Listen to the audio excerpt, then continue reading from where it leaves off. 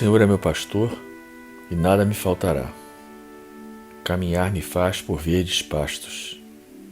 Guia-me mansamente a águas tranquilas. Refrigera minha alma. Guia-me pelas veredas da justiça, por amor ao seu nome. Ainda que eu caminhasse pelo vale da sombra da morte, eu não temeria mal algum, porque tu estás comigo. A tua vara e o teu cajado me consolam. Preparas uma mesa perante mim, na presença dos meus inimigos.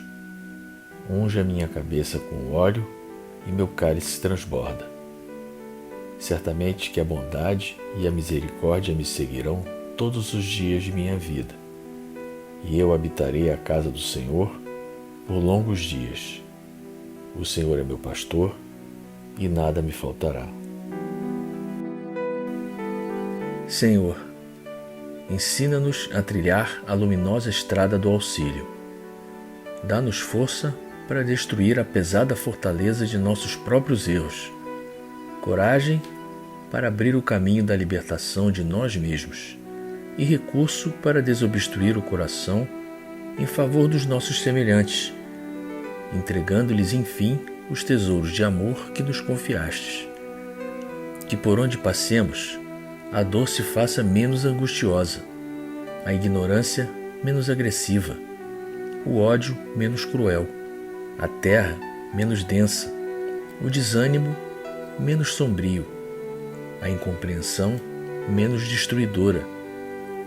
Se não possuímos ainda bens positivos com que possamos enriquecer a jornada terrestre, ajuda-nos a diminuir os males que nos rodeiam.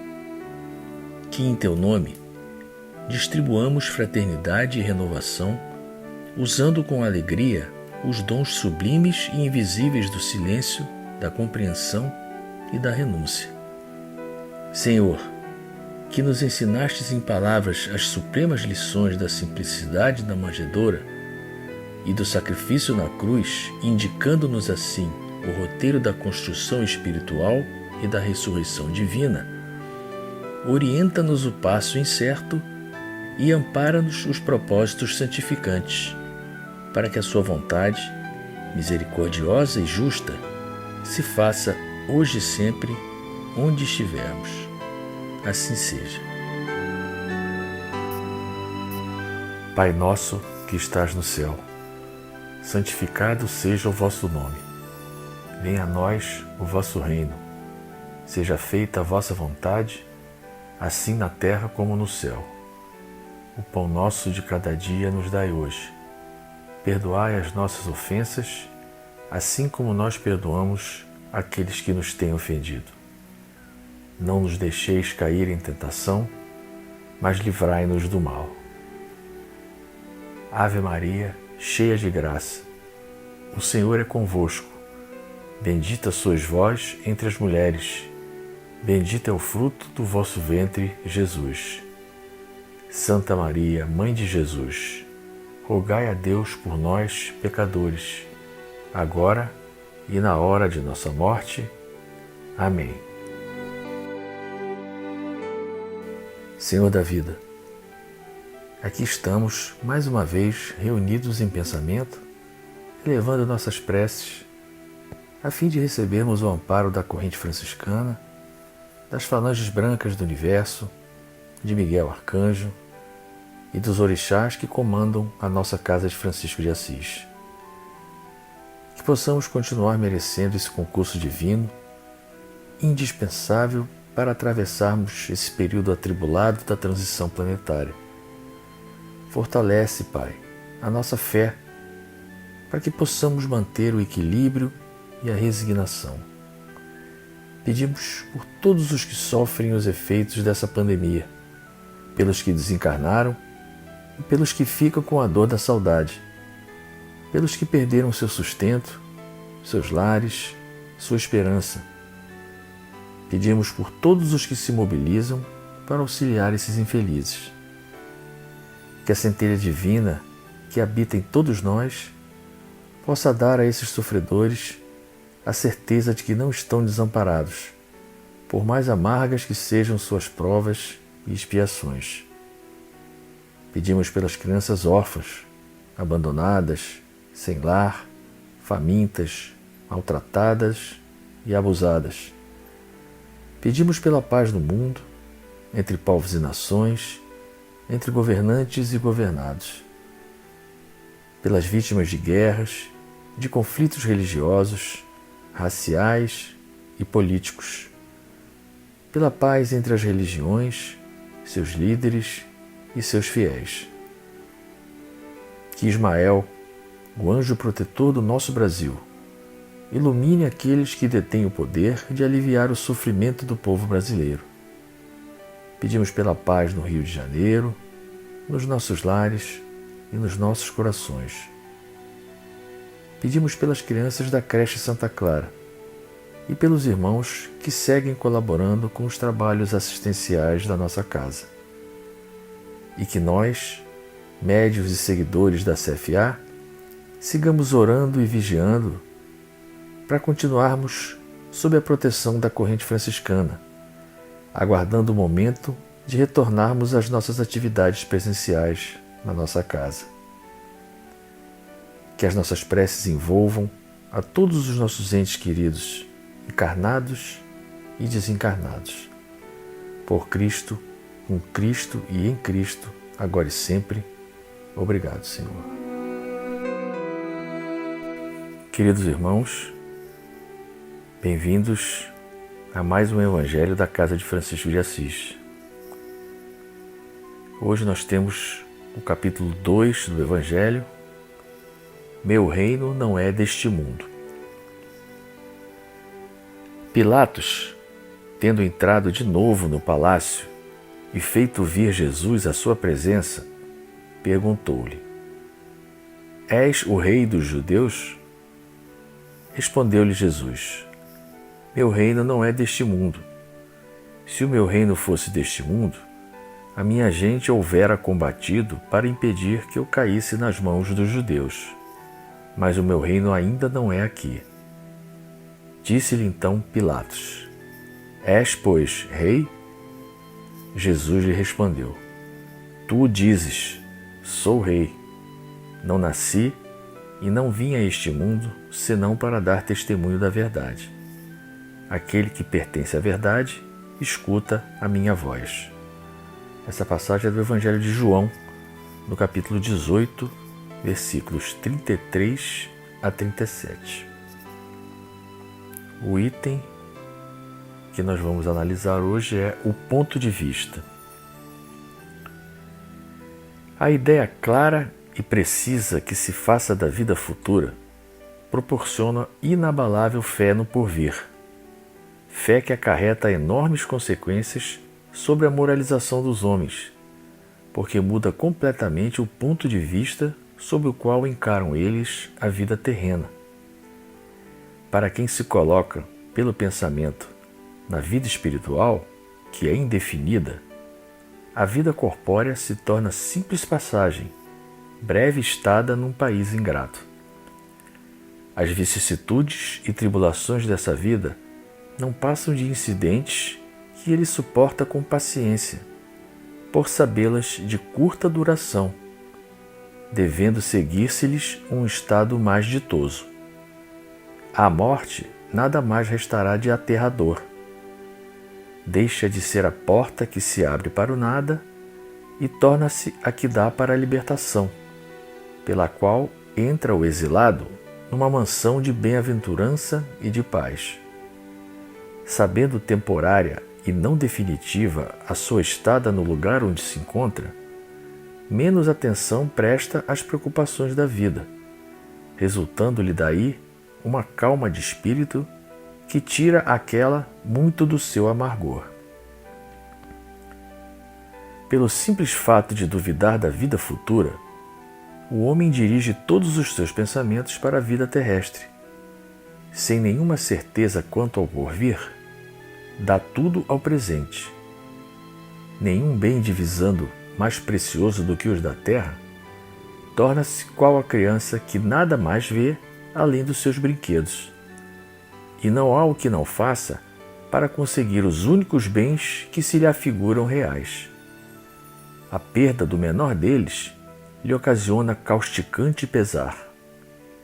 Um engano, uma decepção, uma ambição insatisfeita, uma injustiça de que seja vítima, o orgulho ou a vaidade feridos são outros tantos tormentos que lhe transformam a existência numa perene angústia, infligindo-se ele, desse modo, a si próprio, verdadeira tortura de todos os instantes. Colocando o ponto de vista de onde considera a vida corpórea, no lugar mesmo em que ele aí se encontra, vastas proporções assume tudo o que o rodeia. O mal que o atinja, como o bem que toque aos outros, grande importância adquire aos seus olhos. Aquele que se acha no interior de uma cidade, tudo lhe parece grande, assim os homens que ocupem as altas posições, como os monumentos. Suba ele, porém, a uma montanha, e logo bem pequenos lhe parecerão homens e coisas. É o que sucede ao que encara a vida terrestre do ponto de vista da vida futura. A humanidade, tanto quanto as estrelas do firmamento, perde-se na imensidade. Percebe então que grandes e pequenos estão confundidos como formigas sobre um montículo de terra, que proletários e potentados são da mesma estatura, e lamenta que essas criaturas efêmeras a tantas canseiras se entreguem para conquistar um lugar que tão pouco as elevará e que por tão pouco tempo conservarão. Daí se segue que a importância dada aos bens terrenos está sempre em razão inversa da fé na vida futura. Se toda a gente pensasse dessa maneira, dir-se-ia tudo na terra periclitaria, porquanto ninguém mais se ocuparia com as coisas terrenas. Não, o homem, instintivamente, procura o seu bem-estar e, embora certo de que só por pouco tempo permanecerá no lugar em que se encontra, cuida de estar aí o melhor ou o menos mal que lhe seja possível. Ninguém há que, dando com um espinho debaixo de sua mão, não o retire para se não picar. Ora, o desejo do bem-estar força o homem a tudo melhorar, impelido que é pelo instinto do progresso e da conservação, que está nas leis da natureza. Ele, pois, trabalha por necessidade, por gosto e por dever, obedecendo, desse modo, aos desígnios da providência, que para tal fim o pôs na terra. Simplesmente, aquele que se preocupa com o futuro não liga ao presente mais do que relativa importância e facilmente se consola dos seus insucessos, pensando no destino que o aguarda. Deus, conseguintemente, não condena os gozos terrenos. Condena, sim, o abuso desses gozos em detrimento das coisas da alma. Contra tais abusos é que se premunem os que a si próprios aplicam estas palavras de Jesus: meu reino não é deste mundo. Aquele que se identifica com a vida futura assemelha-se ao rico que perde sem emoção uma pequena soma. Aquele cujos pensamentos se concentram na vida terrestre assemelha-se ao pobre que perde tudo o que possui e se desespera. O Espiritismo dilata o pensamento e lhe rasga horizontes novos. Em vez dessa visão acanhada e mesquinha, que o concentra na vida atual, que faz do instante que vivemos na Terra único e frágil eixo do porvir eterno, ele, o Espiritismo, mostra que essa vida não passa de um elo no harmonioso e magnífico conjunto da obra do Criador. Mostra a solidariedade que conjuga todas as existências de um mesmo ser, todos os seres de um mesmo mundo e os seres de todos os mundos. Faculta, assim, uma base e uma razão de ser à fraternidade universal, enquanto a doutrina da criação da alma, por ocasião do nascimento de cada corpo, torna estranhos uns aos outros todos os seres. Essa solidariedade entre as partes de um mesmo todo explica o que inexplicável se apresenta desde que se considere apenas um ponto. Esse conjunto, ao tempo do Cristo, os homens não o teriam podido compreender, motivo por que ele reservou para outros tempos o fazê-lo conhecido. Esse evangelho de hoje traz uma reflexão que se baseia numa comparação. Comparação essa de duas maneiras de se encarar a vida terrestre. Uma, que é a visão da existência única, e a outra, que é a visão da multiplicidade das existências. Mesmo para quem acredita na vida após a morte, sem a aceitação da reencarnação, fica a dúvida de como será essa vida. A ideia mais comum é a de céu e inferno, que é relacionada ao que o homem fez durante a vida. E o caráter definitivo dessa destinação traz um ar de severidade, inclemência, por parte da divindade, que se entende soberana, justa e misericordiosa. A crença da vida única é um forte estímulo para o egoísmo, a ambição e todos os sentimentos que brotam do apego às coisas materiais e às paixões que elas proporcionam. São essas paixões que são as principais causas das dissensões que existem no mundo, como a desigualdade, a miséria e a criminalidade, que é justamente a consequência delas. O ponto de vista da vida espiritual e a certeza da reencarnação faz com que nós não dediquemos às coisas da matéria um valor exagerado, exatamente porque sabemos que ao partirmos dessa vida, os objetos das nossas paixões materiais ficarão por aqui, e também nos dá força e resignação para enfrentarmos as nossas vicissitudes, pois sabemos que elas têm uma causa. Elas não são um castigo cruel imposto por um Deus impiedoso. Elas são passageiras, não vão durar para sempre. E que cabe a nós minorar os efeitos dessas provas com o nosso livre-arbítrio. Se nos deixarmos seduzir pelas paixões materiais, ao retornarmos ao plano espiritual, ficamos infelizes quando constatamos que negligenciamos o nosso progresso espiritual em detrimento de coisas que de nada nos servem enquanto desencarnados.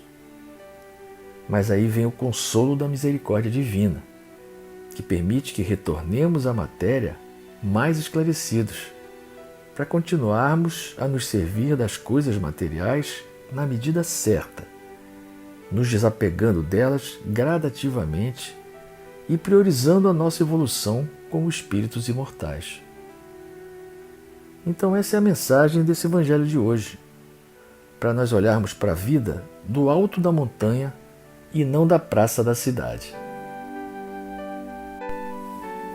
Senhor, fazei de mim um instrumento de vossa paz.